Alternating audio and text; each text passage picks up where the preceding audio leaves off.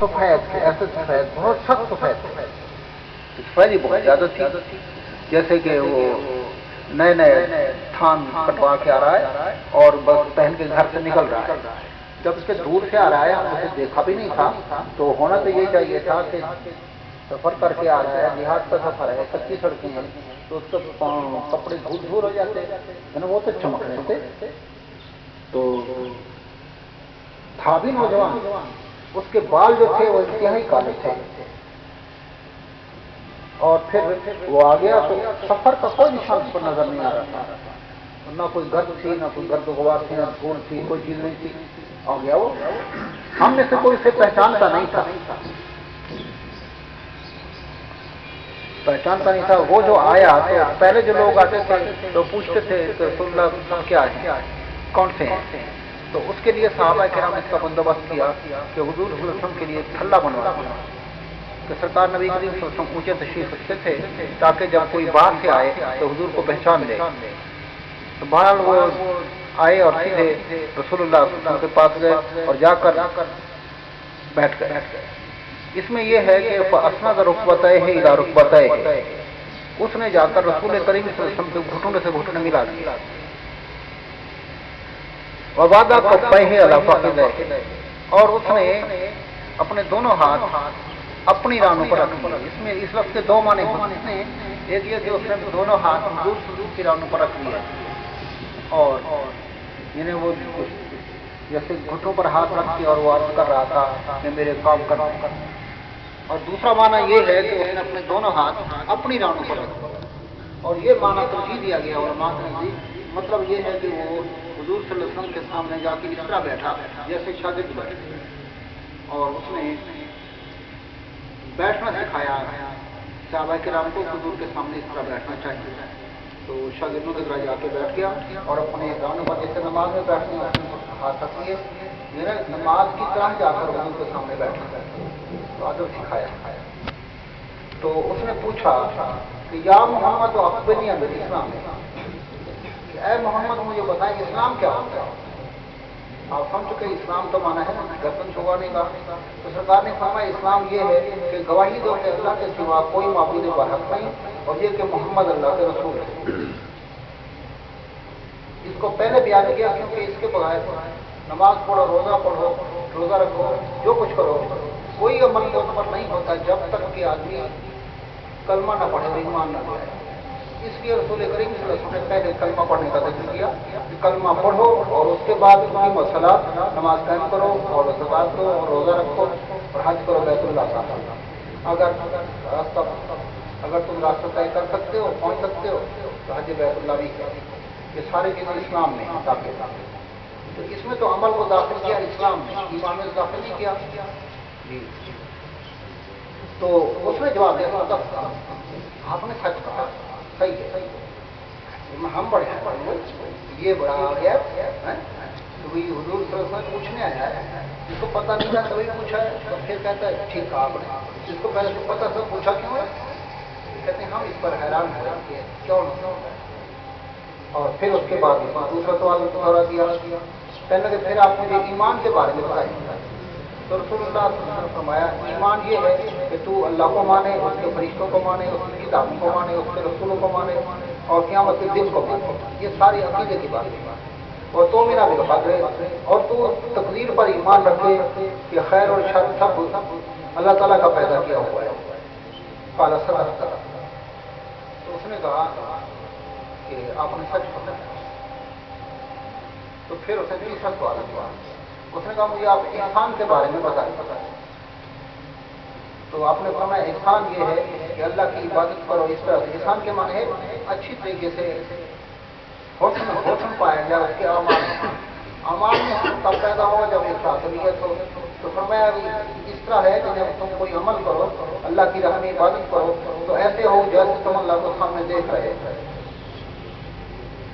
جیسے اللہ کو سامنے دیکھ رہے کا مطلب یہ نہیں ہے کہ جی تم اللہ کی کوئی صورت بنا لو انسان جیسی، اس کو سمجھو کوئی سامنے ہے، اس کا مطلب یہ ہے کہ اپنے دل میں یہ خیال کرو کہ اللہ مجھے دیکھ رہا ہے۔ اس لیے اللہ نے فرمایا کہ اگر جب تم اسے، کیونکہ اگر تم اسے نہیں دیکھ سکتے وہ تو تمہیں دیکھتا ہے نا، تو لہٰذا یہ تصور کر لینا ہی کافی تھا مجھے دیکھ رہا ہے، تو یہی تصور جو ہے یہ اس کا مطلب یہ ہے کہ گویا کہ تم دیکھ رہے ہو، اور یہی احسان ہے، کیونکہ جب تم ہر وقت یہ خیال میں رہو گے اللہ مجھے دیکھ رہا ہے تو تم سے کوئی برا کام ہو نہیں سکتا. یہ اگر برا کام کرو اس کا مطلب تمہارا دل جو ہے وہ بھی اللہ کا ادب سیکھا نہیں ہے. اس لیے آپ نے احسان کو بھی ساتھ جبریل نے ملا دیا. تو انہوں نے کہا کہ صدق کا سچ فرمایا آپ نے. تو اس نے کہا مجھے کیا یہاں صدقہ نہیں ہے. کالا اکبر نہیں انسار ہے. اس نے کہا کچھ قیامت کے بارے میں بتا دیں. فرمایا کہ من مسئول عنہا بعالم من السائل. قیامت کے بارے میں جس سے پوچھا جا رہا ہے وہ پوچھنے والے سے زیادہ بہتر نہیں جانتا. جس سے پوچھا جا رہا ہے وہ پوچھنے والے سے زیادہ بہتر نہیں جانتا. تو اس پر دو معنی کیے گئے ہیں. ایک معنی تو یہ ہے کہ جی جانتا میں بھی ہوں اور جانتے تم بھی ہو، لیکن جتنا تم جانتے ہو اتنا میں جانتا ہوں. اللہ تعالیٰ نے اس کی تفصیل نہیں بتائی. عقیدہ یہ ہے رسول اللہ نماز کا کہ رسول کریم صلی اللہ علیہ وسلم کو علم تدریجی طور پر اللہ بتاتا ہے، اور رسول صلی اللہ علیہ وسلم وہی جانتے ہیں جو اللہ نے بتایا ہے. لیکن کتنا بتایا ہے اس بتانے کی کوئی حد نہیں ہے. یہ ہم بھی کہتے ہیں، وہ بھی یہ کہہ دیتے ہیں بھی اللہ کے بتائے بغیر نہیں جانتے. اب وہ جناب سننے خاموش ہو جاتا ہے. یہ تو ہم بھی کہتے ہیں اللہ کے بتائے بغیر نہیں جانتے، لیکن اس میں بڑا فرق ہے. اللہ کے بتائے بغیر نہیں جانتے وہ کہتے ہیں کہ دیوار کے پیچھے کوئی پتہ نہیں ہوتا، اور ہم کہتے ہیں کہ اللہ کے بتائے بغیر نہیں جانتے لیکن جو اللہ نے بتایا وہ ہے کتنا. ہمارے مرشد کریم غزالی زماں رحمۃ اللہ تعالی علیہ اپنی نوجوانی میں یہاں ملتان تشریف لائے تو انہیں گھنٹے گھر کے قریب ایک حدیث کی مسجد تھی، وہاں پر بلایا گیا کہ جی آپ آئیں آپ سے بات کریں. تو تشریف لے گئے تو وہاں پر ایک مولوی صاحب بہت سارے کتابیں کھولے بیٹھے تھے. تو انہوں نے یہ کہا کہ حضور صلی اللہ علیہ وسلم تو قیامت کا علم نہیں رکھتے، آپ نے تو دلیل دیے. اس نے کہا تم حنفی ہو؟ اب میں ہاں. انہوں نے کہا دیکھو حنفی تو ملا علی قاری ہیں، وہ شرح فقہ اکبر میں فرماتے ہیں کہ اللہ تبارک و تعالیٰ نے جو احیانا کئی اوقات میں اپنے حبیب کو علم بخشا ہے، آپ وہی علم جانتے ہیں جو اللہ نے بتایا ہے. تو حضرت نے فرمایا اس میں تو احیان ہے، اور احیان کے معنی دین کی وقت کی، یعنی کئی وقتوں میں اللہ تعالیٰ نے بتایا ہے. ایک وقت کو میں بتا دیتا ہوں اور کئی وقتوں کا تم حساب کر لو.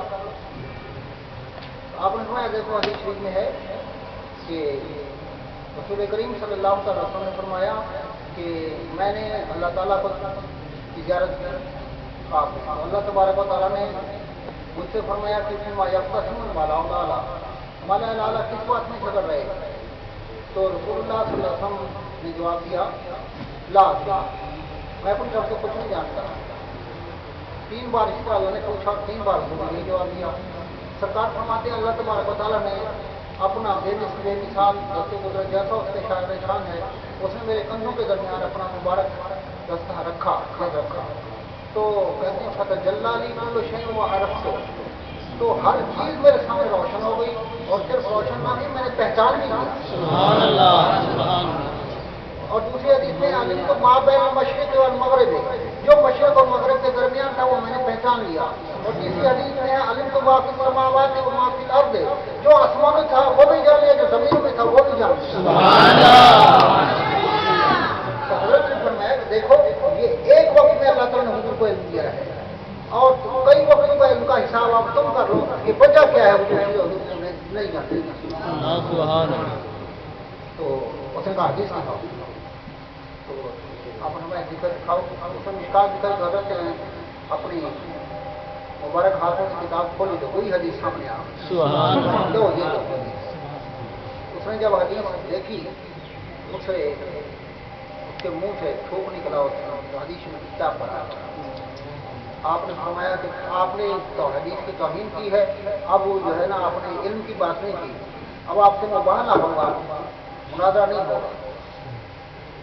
تو انہیں ٹھیک ہے، آپ نے سب دعا کی یا اللہ ہم میں سے جو جھوٹا ہے وہ سچے کی زندگی میں فوت ہو جائے،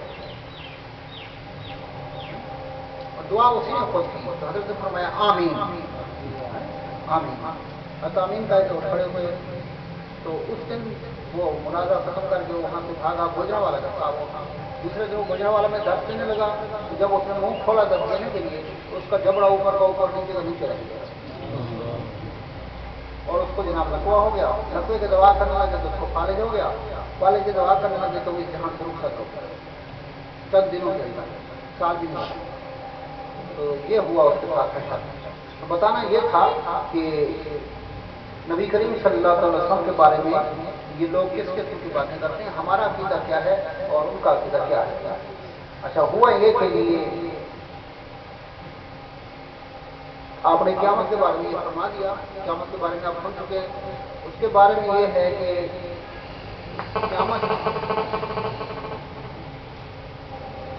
قیامت کی ان کے بارے میں کہنا ہم یہ چاہتے ہیں کہ حضور صلی اللہ علیہ وسلم، صحیح بخاری اور صحیح مسلم کی حدیث ہے کہ نبی کریم صلی اللہ تعالی علیہ وسلم ایک دفعہ ممبر پر جلوہ گر ہوئے، ایک صحابی کہتے ہیں کہ فجر کی نماز پڑھ کے آپ ممبر پر چڑھے، دوسرے صحابی کا قول ہے کہ ظہر کی نماز پڑھ کے، جنہیں وقت کا تو ان کو بھول ہو سکتی ہے لیکن انہیں خطبے کی بھول نہیں ہے کہ سرکار نے اپنا کتاب فرمایا صحابہ سے اور کتاب فرماتے رہے، یہاں تک کہ دوسری نماز کا وقت ہو گیا، تیسری کا وقت ہو گیا، چوتھی کا وقت ہو گیا، مغرب کا وقت ہو گیا، جب مغرب کا وقت ہو گیا تو رسول کریم صلی اللہ علیہ وسلم مسجد سے اتر آئے، صحابہ کہتے ہیں اس دوران جو کچھ آپ نے بولا وہ کیا تھا کہ اخبار مادہ خلق سے ابتدائی مخلوق سے آپ نے ہمیں بتانا شروع کیا، حتیٰ داخل اہل الجنت منازل ہوں واہل النار منازل ہوں، یہاں تک کہ جنتی اپنی جگہ پہنچ گئے اور دوست کی اپنی جگہ پہنچ گئے،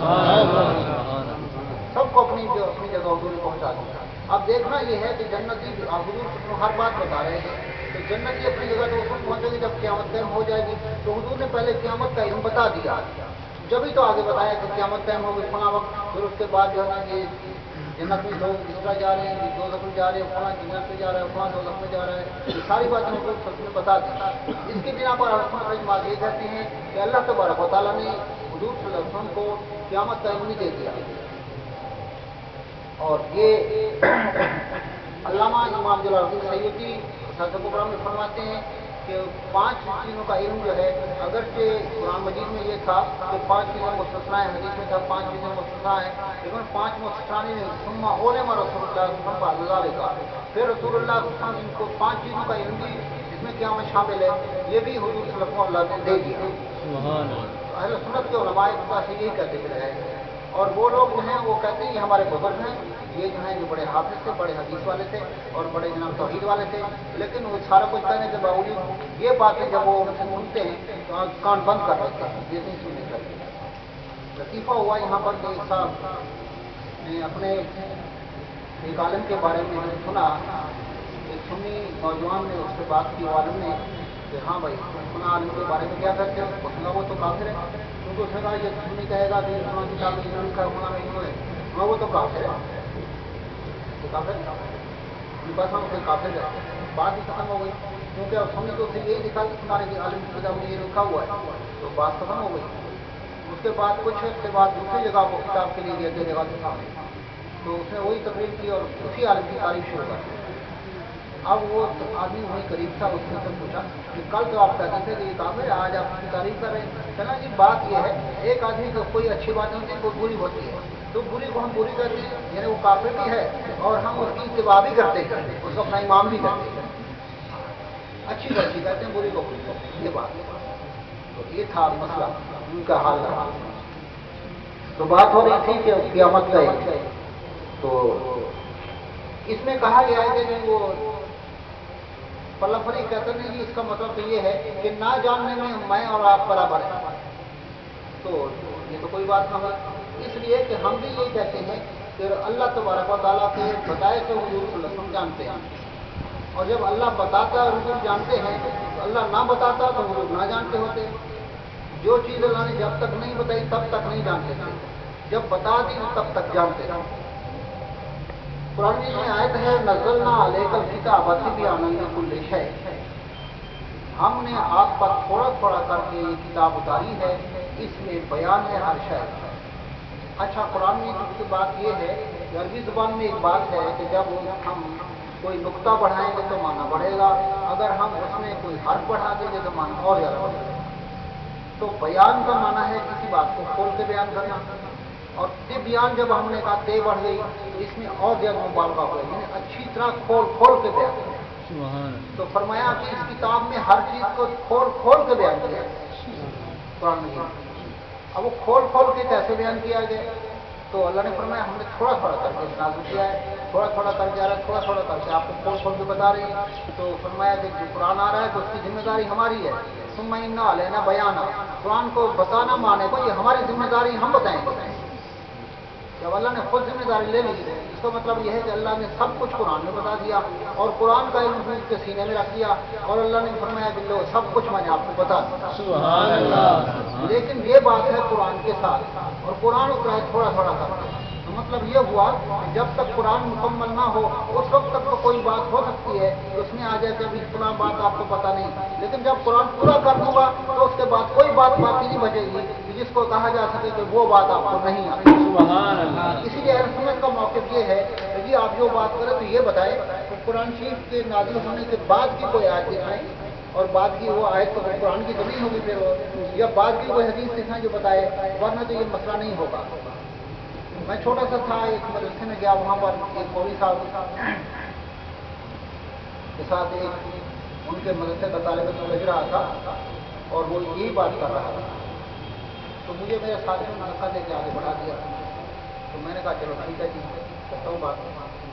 تو میں نے کہا جی بات یہ ہے کہ قرآن کی کوئی آیت ہے، اللہ فرماتا ہے تھوڑا تھوڑا کر کے نازل کیا ہے، اب تم یہ کوئی آیت پڑھو جو یہ کہے کہ جی قرآن کے نازل مکمل ہونے کے بعد بھی وہ فلاں چیز کا پتہ نہیں ہے۔ تو وہ نوجوان تھا، وہ کھڑا ہو گیا، میں بات اب میں جاتا ہوں۔ تو کیوں جاتے ہو؟ بیٹھو صحیح، یہاں بیٹھ کے بات کرو۔ چلیں نہیں اب تو کوئی بات ہی نہیں بچی، کیا کروں؟ کیونکہ جب قرآن کے نازل ہونے کے بعد کی بات کرو پھر تو وہی بچی، جتنے ان کے واقعات ہیں سارے قرآن کے پہلے گئے۔ تو یہاں پر یہ ہے کہ ہم جب کہتے ہیں نا کہ حضور صلی اللہ علیہ وسلم کو اللہ تعالیٰ نے علم نہیں دیا، اس وقت جب تک نہیں دیا تو اس وقت تک نہیں جانتے تھے، جس چیز کا علم دے دیا پھر حضور جانتے تھے۔ یہاں پر ایک عجیب بات ہوئی کہ وہ ایک صاحب مولانا لبخ ہیں، وہ کوٹا کے ہیں، وہ میرے ساتھ بات کر رہے تھے، تو بحث میں ٹمبر مارکیٹ میں بات ہو رہی تھی، تو انہوں نے یہ کہا کہ حضور صلی اللہ علیہ وسلم کو علم الغیب نہیں ہے۔ پھر وہ کہنے لگے کہ یہ علم سے ثابت ہوا لیکن عالم الغیب تو نہیں ہے۔ میں نے کہا بڑی حیرت کی بات ہے کہ جی آپ کو کوئی خبر دے، آپ کوئی کتاب پڑھیں تو آپ اس کے عالم ہیں، آپ کو کوئی بات آ کر بتاتے تو آپ کہتے ہیں ہاں مجھے اس کا پتہ چل گیا، آپ اس کے عالم ہیں۔ تو جب حضور صلی اللہ علیہ وسلم کو اللہ بتائے تو حضور اس کے عالم نہیں ہوتے، یہ کہاں کی بات ہے؟ تو پھر اس نے اپنی بات کو بنانے کے لیے یہ تو نہیں کہا کہ حضور عالم ہے، یہ کہنے رہا ہاں حضور غیب دان تو ہو گئے، لیکن میں غیب دان کی بات اور ہے، میں تو عالم و غیب کی بات کر رہا ہوں۔ تو میں نے کہا کہ بس بات تو ختم ہو گئی، فیصلہ ہو گیا، اب آگے بات کو ہم عوام کو سنائیں گے، دیکھیں گے کہ ہوتے یا لوگ تم سمجھے مجھے سمجھنے دیکھا جائے گا، تو بات اس پر ختم ہو گئی۔ اس میں دوسری حدیث یہ ہے کہ بھائی اچھا وہی حدیث چل رہی تھی کہ جبریل نے عرض کی کہ آپ مجھے اس کی علامات بتائیں، فرمایا علامت وہ شخص نے جو آیا ہے اجنبی صاحب، تو حضور صلی اللہ علیہ وسلم نے فرمایا کہ علامات اس کی ہیں کہ ایک یہ ہے کہ کنیز اپنی مالکن کو گنے گی۔ اس کا معنی یہ کر رہے ہیں کہ بھی عام طور پر یہ معنی کیا گیا ہے کہ اسلام میں فتوحات بہت ہوں گی، اس زمانے میں کنیزیں بہت آ جائیں گی، تو کنیزیں آئیں گی تو ظاہر ہے کہ وہ مالک کی اولاد کنیزی سے بھی ہوگی، تو جو اولاد ہوگی تو وہ کل تو یہ مطلب ایک بکثرت ایسا ہونے لگے گا۔ اور یہ بھی ہو سکتا ہے کہ اس کا معنی یہ ہو کہ ایک وقت آئے گا کہ کوئی ایسی کنیز ہوگی कोई करीब की बेटी होगी और वो जनाब अपना खुदा अपनी औरत होकर दावा कर दे, तो ये वक्त भी आ सकता है कि हुजूर सबके बाद हर कोई बिल्कुल सही हो, किसी ताबीज़ की जरूरत ना पड़े। अल्लाह आलम। सुबह काल नहीं उमर हो कहते फल अभी इसको मिली है, वो चला गया बंदा, हमें अभी अलामत रहती है। और मैं दूसरी अलामत ये है कि तुम देखोगे कि वो लोग जो किसी ज़माने में पाँव से नंगे होते थे, उनके उस पर ऊपर के बदन पर कपड़ा नहीं होता था और उनके बाल बच्चे बहुत थे, बकरियां चला चला के अपना गुजारा करते थे। वो इमारतें जो बनाने शुरू करेंगे तो एक दूसरे से बढ़ते होंगे, बड़ी बड़ी लंबी इमारतें बना रहे हैं, अमीर बहुत हो जाएंगे, मतलब ये कि अमीर बहुत हो जाएंगे। तो ये अलामत सरकार ने बताई। ये अलामत तो आजकल वाकई पाई गई है, हो सकता है कि उस जमाने में पाई जाती हो, क्योंकि उलमा फरमा रहे हैं कि क़यामत आखिरी ज़माने में आएगी और हुजूर सल्लल्लाहु अलैहि वसल्लम मैं और क़यामत दोनों साथ साथ हुए। आपने अपनी दो उंगलियां मिला कर फरमाया कि जिस तरह मेरी ये दो उंगलियां मिली हुई हैं, इसी तरह मैं और क़यामत साथ साथ है। क्योंकि आपका ज़माना आखिरी ज़माना है, तो ज़माना इसमें क़यामत का ज़माना तो आ गया, क्योंकि आखिरी ज़माना वही है। उस ज़माने में जो अलामत ज़ाहिर हो तो वो भी क़यामत के नाम से की है। उसके बाद यह है कि फलबिस्तु मलियन, कुछ अर्सा इसी तरह रह गया। सुम्मा काल ने फिर आपने मुझसे फरमाया कि उमर तुम जानते हो कि पूछने वाला कौन था? मैंने कहा अल्लाह और उसका रसूल बेहतर जानते हैं। ये सहाबा किराम का अदब था कि वो जब भी बात करते थे तो ये समझते थे जो बात हम नहीं जानते वो रसूलुल्लाह जानते हैं, और जब वो रसूलुल्लाह का जिक्र करते थे तो अल्लाह और रसूल का नाम मिला के बोलते थे अल्लाह और उसका रसूल बेहतर जानता है। सिर्फ ये नहीं कहते अल्लाह बेहतर जानता है, वो कहते अल्लाह और उसका रसूल बेहतर जानता है। अभी पिछले दिनों की बात है कि वो देहात में एक साहब बात फरमा रहे थे जुमा का, तो खिलाफ फरमाते हुए उन्होंने कह दिया कि भाई हज़रत सिद्दीक़ अकबर जब आपने जंग तबूक के लिए चंदा तरफ फरमाया तो वो आए तो उन्होंने अपने घर का सारा माल पेश कर दिया। पूछा घर में क्या छोड़ गया? उन्होंने कहा अल्लाह उसका रसूल। एक हेड मास्टर साहब थे, वो अपने देवबंदियों को पढ़ाए हुए उस पर बहुत ही पकड़े हुए थे और अपने आप को हेड मास्टर समझते थे। वो खड़े हो गए, हाँ मौलवी साहब गलत कह रहा है, अल्लाह और रसूल नहीं मिलाया जा सकता, ये शिर्क है। तो हुआ ये कि उसका कोई बच्चा नवाज़ों में पढ़ता था, मेरे पास आ गया कि ये किस तरह बात करी है। मैं उसको कुरान की दो तीन ऐसे लिखी जिसमें सब में अल्लाह रसूल का नाम था। देखें ना कुरान में बरात में अल्लाह व रसूल है, ये तो आपने पढ़ा हुआ है। इस तरह और भी बहुत सारे हैं। बल्कि कुरान ने फरमाया कि अगना हूँ मा नाकाम में हूँ इल्ला अन्ना हूँ अगना हूँ अल्लाह रसूल हूँ फजल है। उनको गुस्सा रसूल से और कुछ नहीं है, मगर यही है कि अल्लाह रसूल ने उनको गनी कर दिया है, दौलतमंद बना दिया अपनी फर्म से। जब ये दिखाया तो उसके जनाब ऊपर लोगों के ऊपर नीचे रह गए और हेड मास्टर साहब अपनी गुस्सा दिखा के खत्म हो गया। और जिसमें मैंने बयान करते कि ये हदीस जो है वो मैंने तिरमिज़ी शरीफ में वाक़या बयान किया, तो तिरमिज़ी शरीफ में लिखा हुआ ये वाक़या इस तरह हुआ था और अबू बकर सिद्दीक़ ने इसका फरमाया था और ये हदीस सही है। बस ये दिखा दिया। तो ये लोग नहीं अल्लाह रसूल का नाम खास बर्दाश्त नहीं कर सकते। हमारे जो मसलक है हम तो अल्लाह रसूल को इज़्ज़त कर नहीं सकते, बल्कि कुरान मजीद में है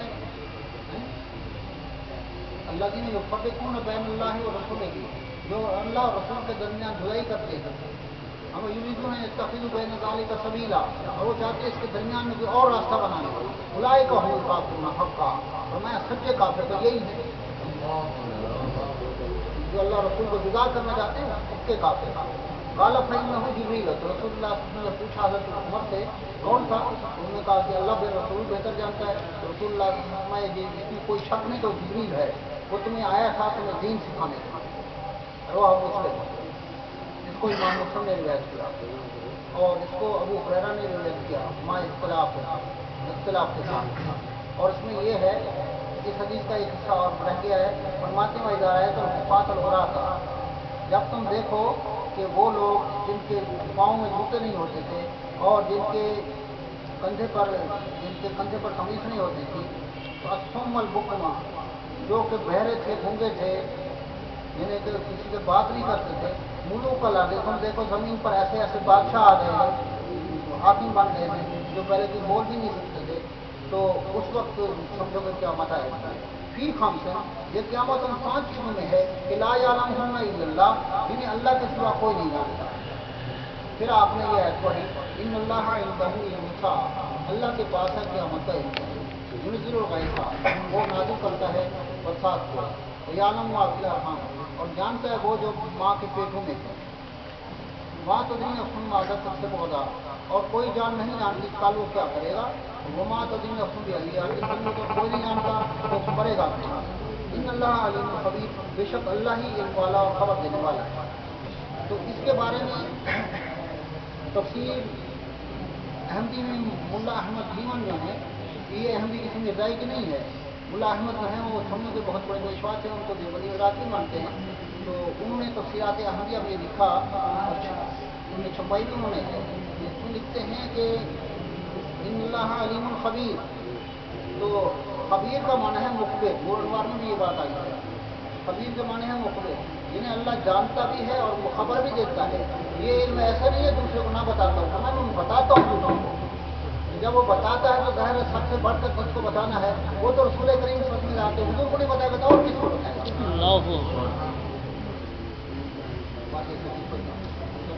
اللہ تعالیٰ اللہ تعالیٰ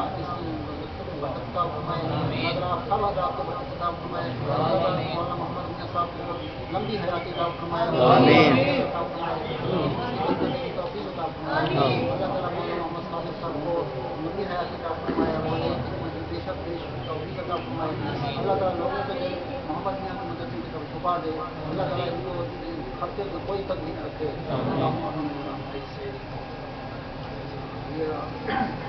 مدرسہ کے اللہ تعالیٰ ان کو جزا خیر عطا فرمائے. آمین. بچوں کو لمبی حیات عطا فرمائے. آمین. حیات عطا فرمائے. آمین. ان کے گھر والوں کو صحت اور عافیت عطا فرمائے. اللہ تعالیٰ بیماری سے بچائے. اللہ ہر پریشانی سے بچائے. روزگار کی کمی سے بچائے. اللہ کے روزگار میں بہت برکت کرے. آمین. دعا فرمائے دل کی گہرائی سے دعا فرمائے. اللہ کے روزگار میں بہت برکت کرے. آمین. اللہ ان کو بہت برکت کرے. آمین. آمین. آمین. صلی اللہ علیہ وسلم.